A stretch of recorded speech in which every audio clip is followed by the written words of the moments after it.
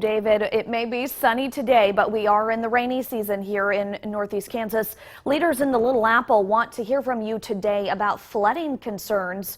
KSNT News reporter James Ryan is live right now outside of City Hall in Manhattan with details on what city leaders are saying this springtime after parts of the city was recently underwater.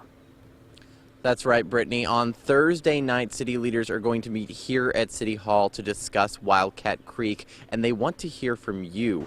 Now, after last Labor Day, parts of Manhattan were underwater, and the city put together a citizen advisory team to address the problem.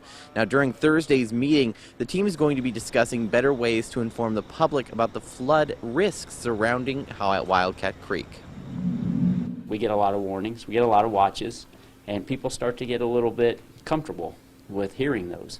And it's, okay, what can we put in place where we know this is going to happen? It's coming. You need to pick your stuff up and move.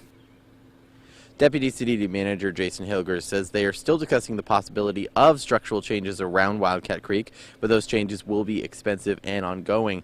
They are also working on ways to educate people about the need for flood insurance in Manhattan. Now, there is an emergency alert system. Many people in Manhattan are signed up for it on their phone, but there's not something like, say, a tornado siren for floods, something that really kind of cuts through and people immediately know this is the time to move.